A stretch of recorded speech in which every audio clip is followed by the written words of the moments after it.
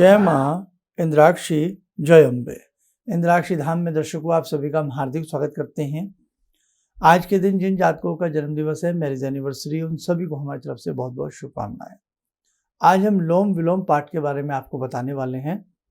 लोम विलोम पाठ क्या होता है? आप में से बहुत इस विधि को जानते हैं और बहुत ऐसे भी हैं जिन्होंने पहली बार ये बात सुनी होगी। तो पहले आपका पंचांग देख लेते हैं, फिर आगे की चर्चा करते हैं। 8 जुलाई सन 2024, दिन सोमवार, संवत 2081, आषाढ़ मास, शुक्ल पक्ष, तिथि तृतीया। आज तीसरा नवरात्र है। भगवती चंद्र घंटा की आज घर घर में पूजा होती है। नक्षत्र आश्लेषा, 7 बजे के से आश्लेषा नक्षत्र मान लें। करीब करीब सुबह 6:56 तक पुष्य नक्षत्र रहा है। राहु काल 7:30 से 9, दिशा सूर्य पूर्व दिशा। अब देखो लोम विलोम पाठ क्या होता है। एक बार पाठ को सीधे तरीके से करना, सीधा बोलना, और एक बार पाठ को पीछे से आगे तक लाना, उसको हम विलोम कहते हैं। सीधा चलेंगे लोम, फिर आएंगे विलोम। ठीक है, लोम विलोम। जैसे आपने प्राणायाम में भी देखा हो, सांस लेना, सांस छोड़ना, सांस लेना। ऐसे आपने विलोम शब्द सुने होंगे कि भाई पानी का विलोम बताओ, धरती का विलोम बताओ, वो आपने सब सुने होंगे ना। एकदम उसका उल्टा अर्थ बताया जाता था, है ना। तो कहने का भाव ये है कि लोम विलोम पाठ जो होता है वो बहुत ही चमत्कारिक होता है। लेकिन लोम विलोम पाठ आप तभी करें जब आपको उसकी पूर्ण विधि आती हो, आपका उच्चारण बिल्कुल शुद्ध हो। किसी भी पाठ को करने से पहले अपने गुरु की आज्ञा लें लोम विलोम पाठ में, तो ज़्यादा अच्छा रहता है। क्योंकि लोम विलोम पाठ बहुत ज़्यादा तेज हो जाता है और बहुत उसके अंदर एक तरह से, मतलब ये समझ लीजिएगा, एक उसमें अलौकिकपन आने लगता है। जैसे हम रस्सी चला रहे हैं, हम दूध निकालते हैं, जो ग्रामीण आंचल की हमारी माताएं बहनें हैं दूध बिलोती हैं, तो आपने देखा ना, ऐसे ऐसे मथानी चलती है। एक बार जा रही है, आ रही है, आ रही है, जा रही है। तो जो ये मथानी चलती है, आना जाना, जो घर्षण होता है, उस घर्षण से जो ऊर्जा पैदा होती है वो तत्काल आपको अच्छा रिजल्ट देती है। अब लोम विलोम पाठ है। अब जैसे सिद्ध कुंजिका स्तोत्र को हम लोम विलोम स्थिति से पढ़ते हैं, तो हम एक बार सीधा रूप से पढ़ेंगे। सिद्ध कुंजिका स्तोत्रम शिववाच शरणुम देवी। यहाँ से हम इसको पढ़ते पढ़ते पढ़ते पढ़ते हम लास्ट तक आ गए, रोदनम यथा। ठीक है, ये हुआ हमारा पूरा एक लोम कर्म।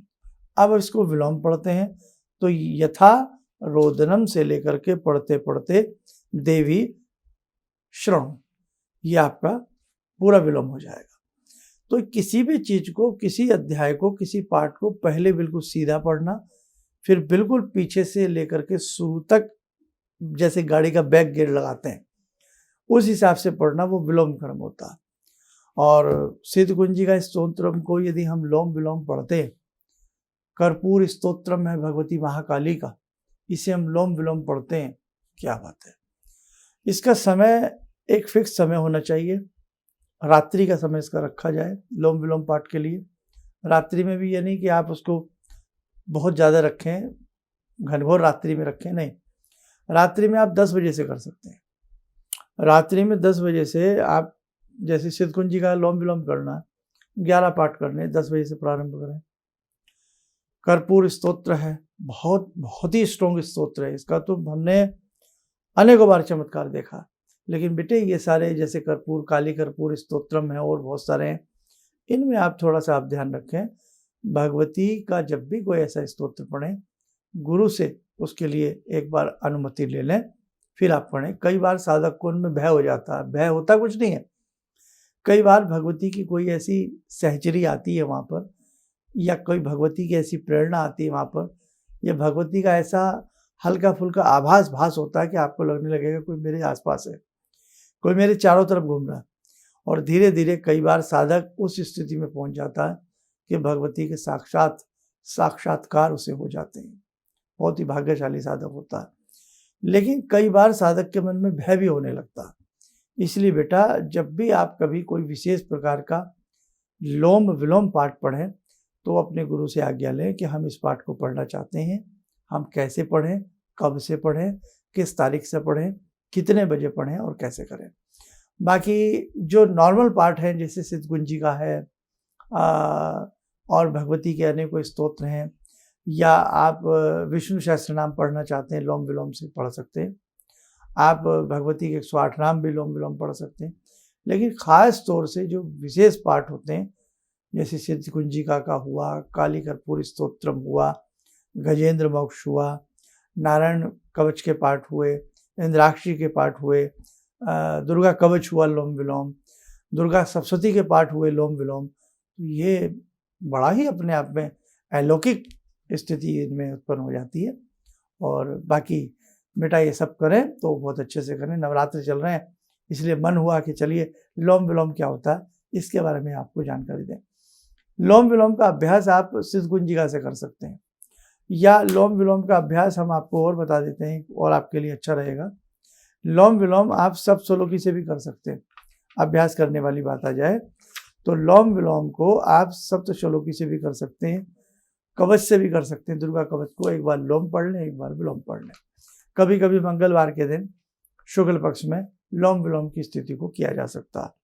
अपने आप में आपको बताने की आवश्यकता नहीं, अपने आप में क्या महसूस होगा वो आप ही जान पाएंगे। लेकिन किसी भी पाठ को करने से पहले बात वही आ गई गुरु के निर्देशन की, गायत्री मंत्र ज़्यादा से ज़्यादा जाए। गायत्री मंत्र ढाल बन जाता है, कवच बन जाता है। कहीं भी अगर कोई थोड़ी बहुत अशुद्धि भी आपसे रह रही है, वैसे ऐसा करना नहीं बेटे, कहीं कोई भूल बस आपसे पाठ में पूरा ध्यान नहीं लग रहा है, कोई बात है, तो गायत्री मंत्र पूरा रिकवर कर लेता है, पूरे आपकी मन आत्मा की सफाई कर देता है, आपके चारों तरफ के वातावरण को सुंदर सौम्य बना देता है। कोई भी चीज़ आपको डराने की प्रयास करती है तो वो गायत्री मंत्र साधक के पास नहीं आ सकती। तो गायत्री मंत्र का पहले जरूर पाठ कर लिया जाए, दिन में, रात्रि में नहीं, दिन में। और फिर रात्रि में आप कोई लोम विलोम करना चाहते हैं, पानी की तरह आपका पाठ होगा, जैसे पानी बहता है फ्लोम के साथ, और आपको बहुत आनंद आएगा। चलिए समय चला आज की ध्यान साधना का, जुड़ते आज की ध्यान साधना में भगवती चंद्रघंटा से। ओम सिंदूरारुण विग्रहां त्रिनयनां माणिक्यमूले स्फुरात् स्तारानायकशेखरं स्मितमुखी भापेन वाक्षोरुवां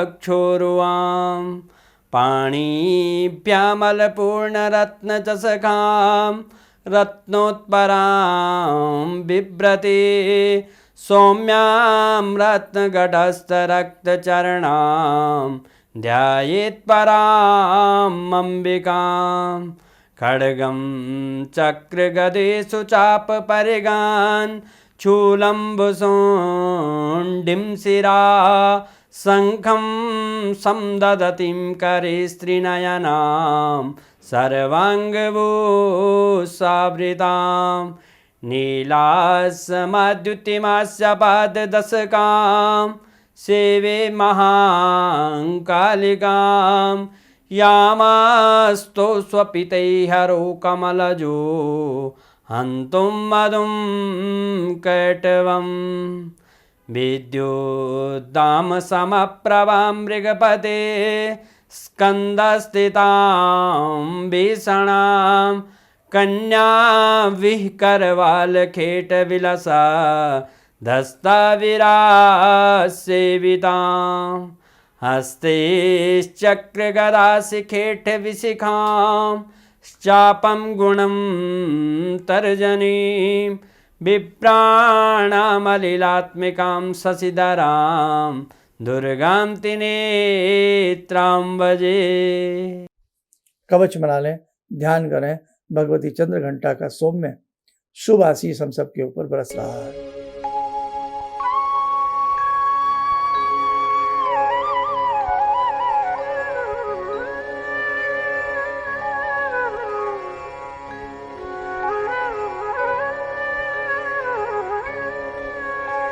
ओम बोलते हुए नेत्र खोलें, सामान्य हो जाए।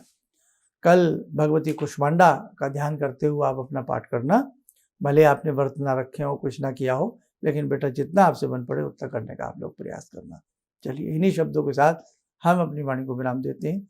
जय जय अम्बे।